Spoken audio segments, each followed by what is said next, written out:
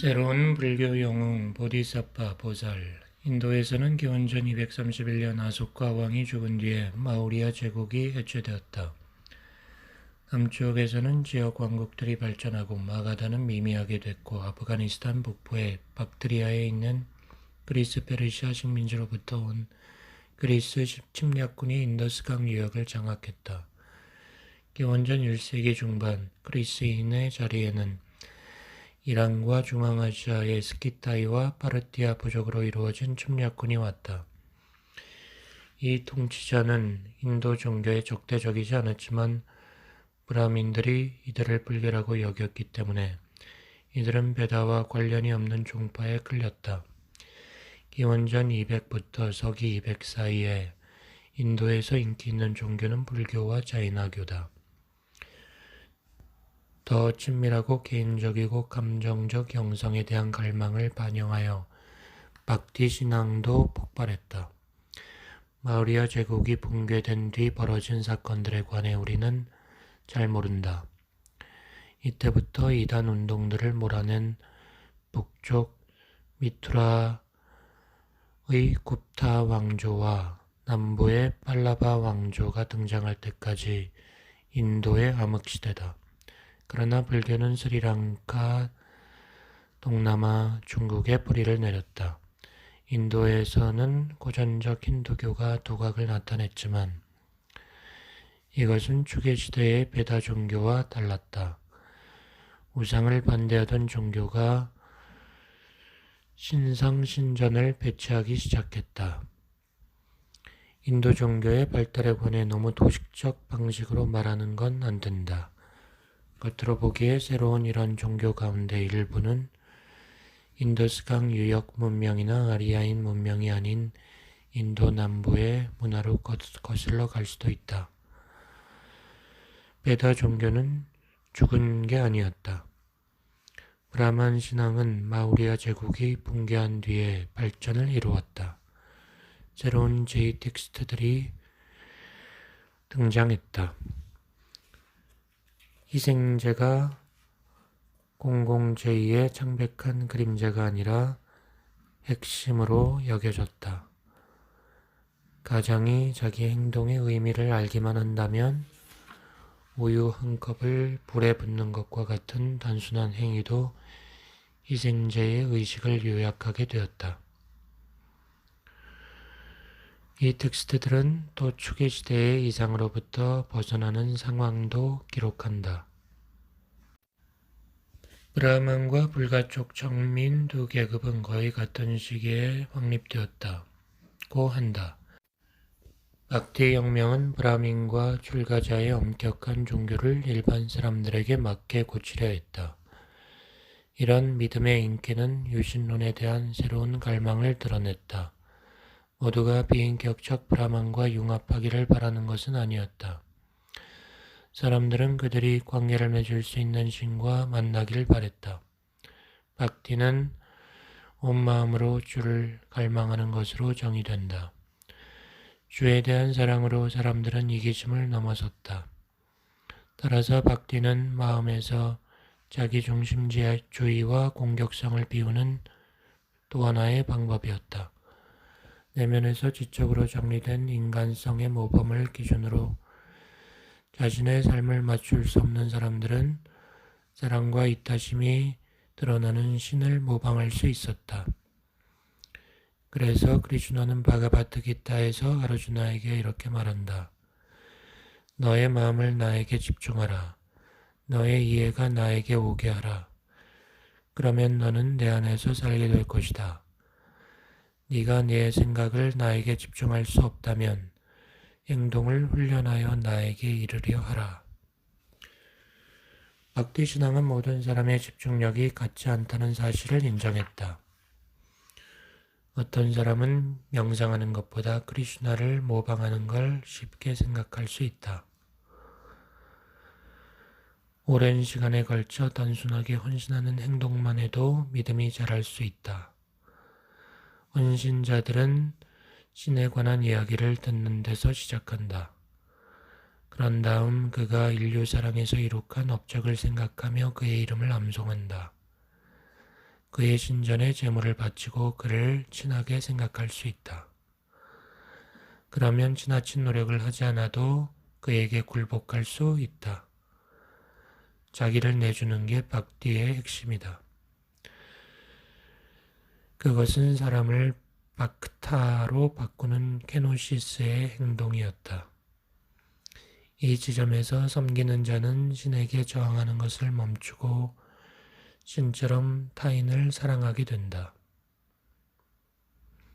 바그밧기타는 공자가 용서, 즉 자기 자신에게 견줌이라고 부른 것을 실행하게 된 박다를 칭찬했다. 자신과의 비교를 통하여 기쁨이든 고통이든 모든 것에서 동일성을 보게 될 때 그를 순수한 규율을 갖춘 인간으로 볼 수 있다. 박디는 신을 섬기는 사람에게 자신의 무력함과 욕망을 인정하라고 한다. 이렇게 자기의 약한 면을 경험하면 다른 사람들에게 감정이입하게 된다. 이 새로운 영성은 축의 깊은 조화를 이룬다. 신 자신이 사랑의 모범이었다. 비슈누 신앙의 핵심은 아바타라, 즉 화신, 즉 신이 지상의 인간의 형상으로 내려오는 것이었다. 역사적 위기의 순간에 비슈누는 세상을 구하려고 내려왔다. 10번이나. 이런 아바타 가운데 가장 중요한 게 크리슈나였지만 여러 형태로 나타났다. 이것들은 도착신의 상징으로서 물고기, 곰, 난장이, 거북이 등은 도착신의 상징으로서 베다체계에 접목된 것일 수도 있다. 아바타라는 관념의 발달은 복잡하다. 이것은 다양한 신앙의 융합에서 파생됐다. 그러나 박디에서 그들은 축의 시대의 의미를 얻었다. 비슈누는 사랑으로 자신의 아바타에 내려옴으로써 인류를 돕기 위해 신의 장식들을 내던지는 구세주임을 드러냈다. 비슈누는 이런 잠재력을 가졌다. 그는 리그베다에서는 가끔만 언급되지만 그의 이름은 비슈, 즉 들어가다라는 말에서 파생되었다. 그는 세상에 참여하고 세상에 가득 차 있을 뿐 아니라 어깨에 땅을 지탱하는 악시스 문디이다. 그는 창조의 신이지만 인드라와 달리 폭력을 가져오지는 않았다. 그는 우주 전체를 포괄하는 거대한 걸음을 3번 내디뎌 신과 인간들의 세계를 정복했다. 그는 자유로운 신으로서 인간의 친구이자 태어나지 않은 아이의 보호자였다. 브라마나는 그를 희생제의 치유의 힘과 동일시했다. 베다 전생에서 그는 프루샤, 즉 세상이 태어날 수 있도록 자신의 생명을 자발적으로 내놓음으로써 자기를 비우는 사랑의 원리를 소중하게 여긴 최초의 인간과 연결된다. 박디의 다른 신 시바는 달랐다. 사람들이 자신의 정착지와 가축에 가까이 오지 말아 달라고 비는 괴이한 산의 신인 무시무시한 루드라와 연결되는 시바는 무서우면서도 자비로웠다. 그의 미토스에는 폭력이 있었지만 그는 행복의 원천이기도 하다. 자신을 섬기지 않으면 무자비했지만 늘 자신의 박다를 구원했다. 질투심이 많기도 하다. 초기의 이야기에서 그는 비슈누에게 헌신하는 사람으로서 희생제의 시바를 초대하지 않으려 했던 닥샤를 죽였다. 이 두 종파 사이에는 경쟁이 벌어졌다. 그러나 파르바티 연인으로서 시바는 매혹적 춤의 신이 되었으며 구원의 아이콘이었다. 시바의 발밑에 있는 난장이는 악의 상징이다. 그가 뻗은 손은 은총의 표시다. 들어올린 발은 자유의 상징이다. 목에 있는 뱀은 불멸의 상징이다. 시바는 창조자이자 파괴자이며 요가 수행자이자 가장이다. 자신의 인격 속에서 영적 삶의 모순으로 보이는 것들을 종합했다. 자신을 섬기는 사람들에게 초월과 통일을 보여주었다. 박티에서는 신상이 중요했다. 시바, 비슈누, 크리시나의 상은 그들의 체현으로서 물리적으로 분명히 드러나는 신성한 현존이 진짜 담겨있는 것으로 여겨졌다. 신은 자기의 상이 신성화되는 순간에 그 안에 내려오며 따라서 그 상은 신성의 거처가 되었다. 오래된 사원 몇 곳에는 신상이 발견되었다거나 그것을 신이 보냈다거나 하는 이야기가 전해진다. 따라서 상 자체가 아바타다. 어떤 텍스트는 심지어 인류에 대한 자비심 때문에 인간이 만든 이미지로 자신을 압축할 때 신이 겪는 고통을 얘기하기도 했다. 신상은 명상의 대상이면서 이타주의의 아이콘이다. 불교도와 자이나교도 또한 힌두의 이런 헌신에서 영향을 받았다. 저기 1세기에 그들은 처음으로 부타의 상과 디르탕카라라고 부르는 영적 지도자 24명의 상을 만들었다. 이런 상들은 인도 북서부의 간다라와 아무나 강변의 마투라에서 나타났다. 부타는 개인 숭배를 막았고 제자들의 관심이 자기 자신으로부터 다르마로 향하게 하려고 노력했다. 부타는 니르바나의 축복 속으로 사라졌기 때문이다. 그러나 부타의 아이콘들은 점차 중요해졌다. 사람들은 부타의 얼굴에서 고요와 충족을 보며 가능성을 인식했다. 부타는 깨달은 인간의 이미지였다. 말로 표현할 수 없는 니르바나가 충만했기 때문에 니르바나와 동일시되었다. 이물의 불교는 두 학파로 나뉘었다. 역사적으로 이 둘 사이에는 경쟁이 거의 없었다. 더 엄격하고 운동적 경향의 소승불교는 세상으로부터 물러나 고독 속을 추구했다. 대승불교는 민주적이었고 자비심이라는 덕을 강조했다. 그들은 부타가 깨달음을 얻은 뒤에 장터로 돌아가 40년 동안 삶의 어디에나 존재하는 고통을 다루는 방법을 가르쳤음을 지적했다. 서기 1세기에 여기에서 새로운 불교 영웅 보디사파가 탄생한다. 그는 깨달음 얻기 직전의 사람이다. 그러나 보디사파는 니르바나의 축복 속으로 사라지는 대신 중생을 위해 자기의 행복을 희생하고 사람들에게 해탈하라는 가르침을 준다. 그들은 고통받는 인류를 도우려고 하늘에서 내려온 박디의 구원의 신과 다르지 않다. 보디사파는 개인화된 니르바나를 얻는 데는 관심이 없었다. 그들은 존재의 고통스러운 세계를 관하지만 최고의 깨달음을 얻고자 하기 때문에 생사에 떨지 않는다. 그들은 세상의 유익, 세상의 편안함을 위해 세상을 동정하는 마음에서 출발했다. 그들은 결심했다. 세상의 피난처, 세상의 쉴 곳, 세상의 마지막 구원, 세상의 섬, 세상의 빛, 세상의 구원 수단의 안내자가 될 것이라고. 보디사파는 자비의 새로운 모델이었다. 초기 시대의 오래된 이상을 새로운 형식으로 번역한 존재였다. 이 위험한 시대에 우리는 새로운 비전이 필요하다. 초기 시대의 모든 종교에서 개인들은 자신의 높은 이상에 맞춰 살지 못했다. 그러나 초기 시대 종교들은 핵심에서 자비, 존중, 보편적 관심이라는 이상을 공유한다. 이 시대 현자들은 모두 우리 시대와 다를 바 없는 폭력적 사회에 살았다. 그러나 그들은 타고난 인간적 에너지를 활용해 이 공격에 맞서는 기술을 창조했다. 그들 가운데 가장 재능이 있는 사람들은 압제적인 행동을 불법으로 만들고자 할 때 단지 외적 명령만 내려서는 소용이 없음을 깨달았다. 어떤 사회에 전쟁과 테러가 만연하면 이것은 사람들이 하는 모든 일에 영향을 미친다. 초기시대 현자들은 이런 일이 자기 시대의 사람들에게 일어나는 것을 보고 이것을 극복하는 것을 돕기 위해 자아의 더 깊고 덜 의식적인 수준의 뿌리를 둔 교육을 만들었다. 그들이 서로 다른 경로를 거쳤음에도 깊은 수준에서는 비슷한 해결책을 제시했다.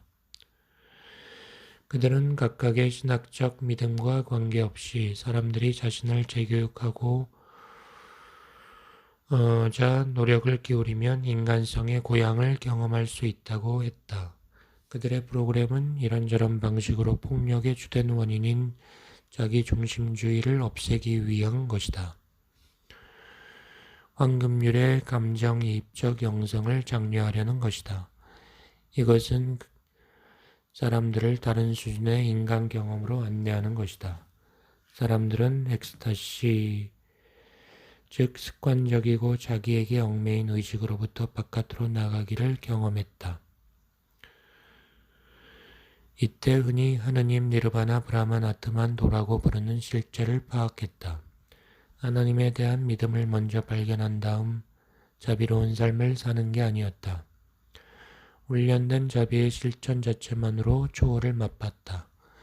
인간은 아무래도 자기 방어를 할 수밖에 없는 것 같다.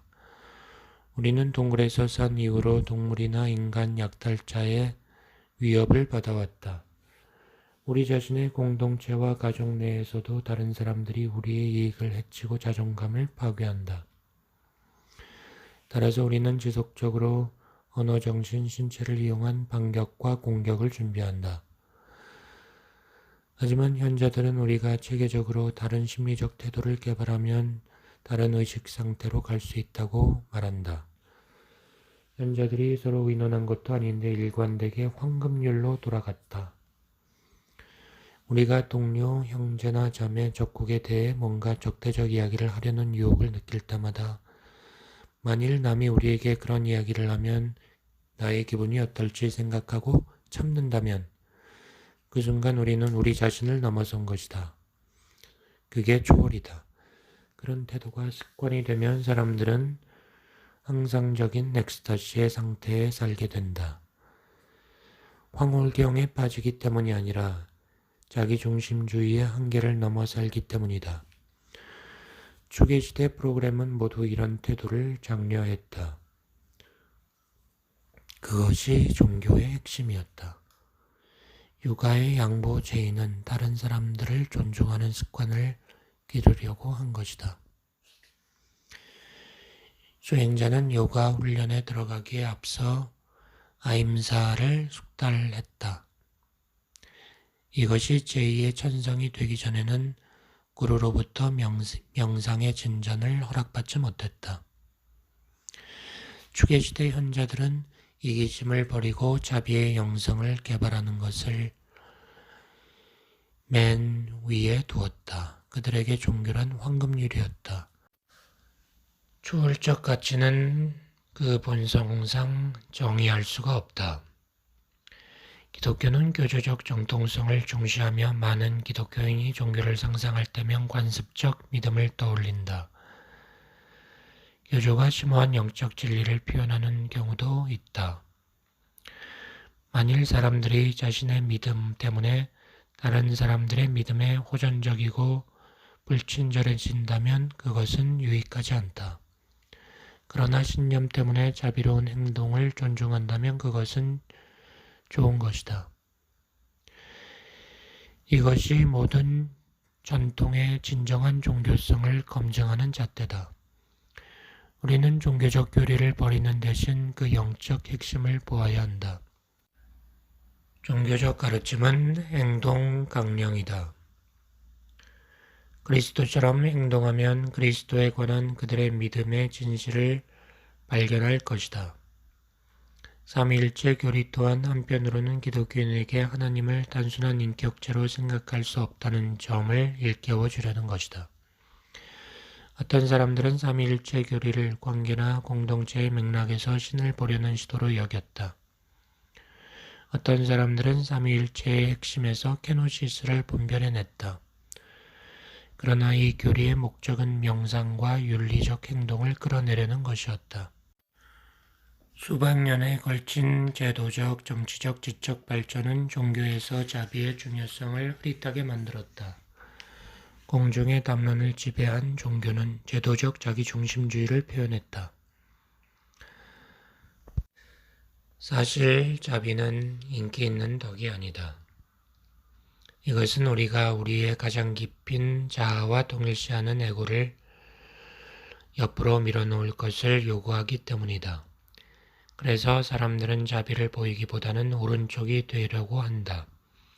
근본주의 종교는 우리 시대의 폭력을 흡수하여 극단화된 전망을 발전시켰다. 그래서 근본주의자들은 초기 조로아스터 교도처럼 인류를 두 적대적 진영으로 나누고 신자들의 진영이 악한 놈들에 대항하여 목숨을 건 싸움을 벌인다고 본다. 우리가 목격했듯 이런 태도는 잔혹행위로 이어진다. 세상의 모든 종교가 이런 유형의 전투적 신앙의 분출을 목격했다. 그 결과 어떤 사람들은 종교 자체가 폭력적이라고 결론을 내렸다.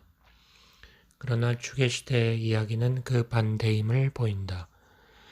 추계시대의 종교적 탐구는 모두 자기 시대의 전례 없는 폭력으로부터 물러나는 데서 출발했다. 인도에서 추계시대는 제2개혁가들이 희생경쟁에서 갈등과 공격성을 빼면서 시작됐다. 이스라엘의 추계시대는 예루살렘이 무너지고 유대인이 강제 추방을 당하면서 시작되었다. 바빌론에서 사제들이 화해와 아임사라는 이상을 발전시켜 나간 것이다. 중국의 추계시대는 전국시대에 시작됐는데 이 시기에 유가, 묵가, 도가는 널리 퍼진 무법적 공격성을 제어하는 방법을 찾았다. 폴리스가 폭력을 제도화했던 그리스에서는 추계시대의 이상에 주목할 만한 기여를 했지만 궁극적으로 종교적인 변화는 없었다. 그럼에도 폭력과 신성한 것 사이의 관련을 지적하는 종교 비판자들의 말은 옳다. 호모 렐리기오수스는 늘 삶의 잔혹성에 몰두했기 때문이다.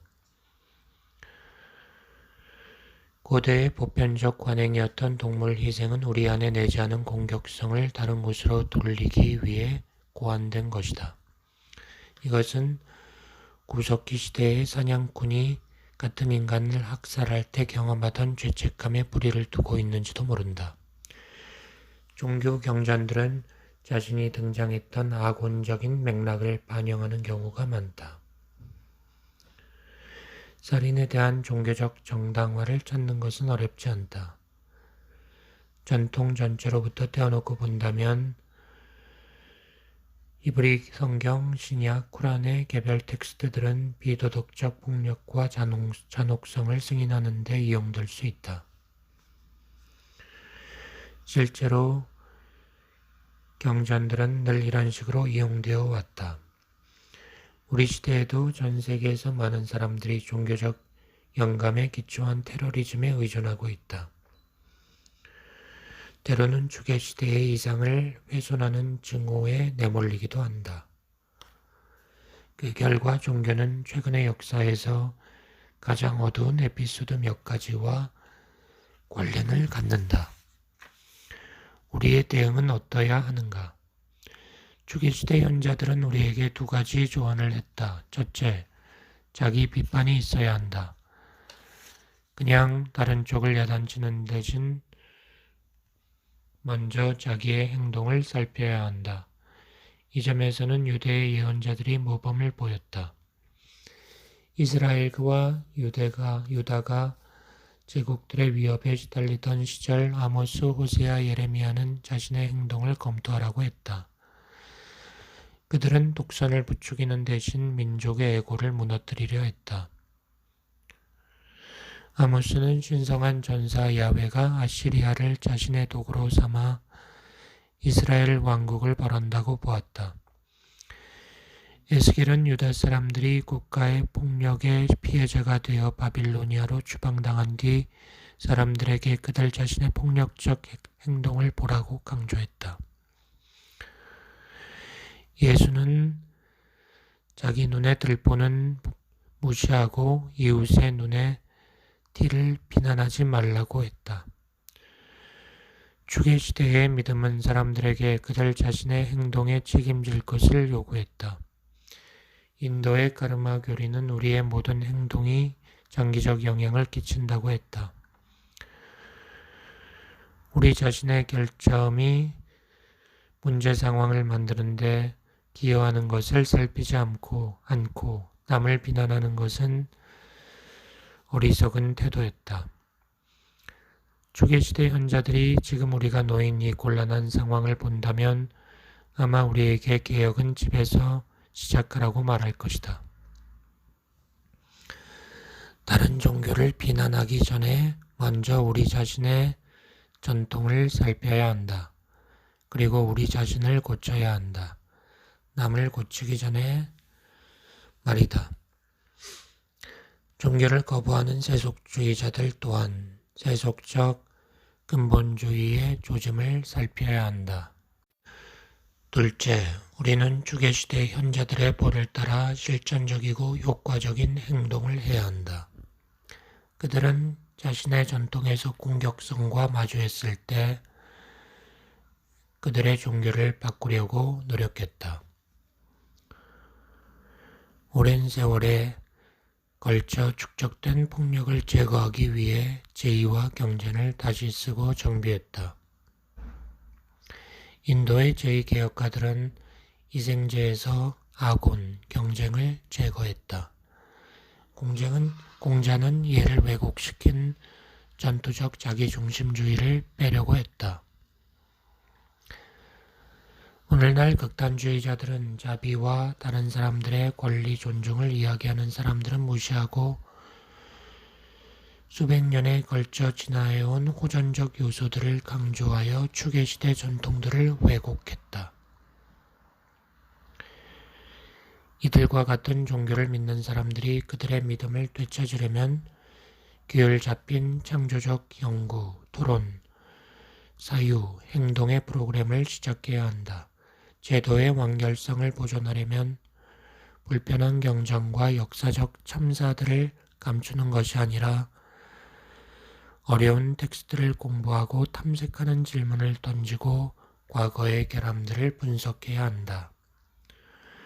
자비로운 전망을 회복하고 그것을 영향력 있는 방식으로 표현해야 한다. 이것이 바로 추계시대 현자들이 한 일이다. 이것은 순수하게 지적인 운동이 아니고 정신적 과정이기도 하다. 이 시대 우리에게는 새로운 전망이 필요하다. 그러나 추계시대 현자들이 설명했듯 종교적인 이해는 단순히 관념적인 것이 아니다. 자신을 지우는 자비롭고 비폭력적인 생활 방식도 중요하다. 인드라조차도 호전적 생활 방식을 바꾸고 겸손하게 베다 공부를 하고 나서야 전통의 깊은 의미를 이해할 수 있었다. 우리는 큰 공포와 고통의 시기에 있다. 주계시대는 우리에게 인간 삶에 피할 수 없는 고난과 직면하라고 한다. 우리 자신의 고통을 인정할 때 타인과 공감할 수 있기 때문이다. 오늘날에는 이전 어떤 세대보다 고난의 이미지가 넘쳐난다. 삶은 뚝하다. 어디에나 존재하는 이 참사로부터 물러나고 우리와 관계없다고 부정하고 다른 사람들의 고통은 배제하여 긍정적 태도를 개발하고 싶은 마음이 들 수도 있다. 그러나 추계시대 현자들은 이것은 대안이 아니라고 말한다. 삶의 고난을 부정하고 타조처럼 머리를 박는 사람들은 거짓 예언자들이다. 추계시대 현자들이라면 문제 상황들을 종교적 기회로 봐야 한다고 말할 것이다.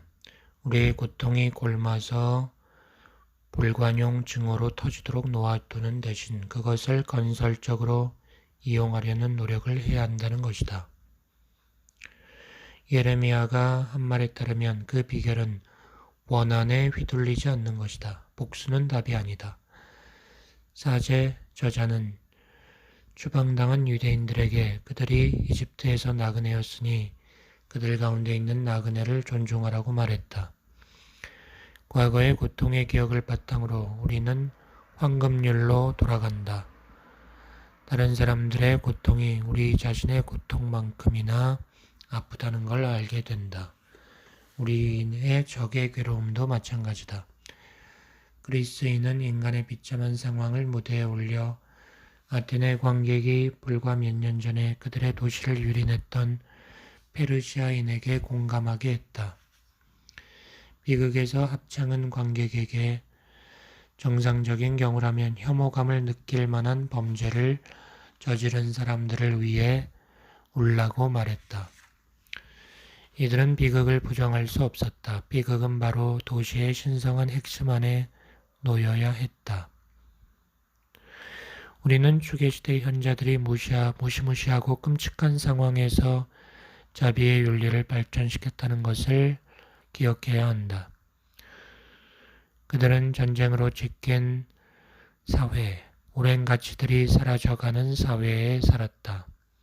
공허와 심연을 의식했다. 현자들은 실용적 사람들이었다. 많은 수가 정치와 정부에 몰두했다.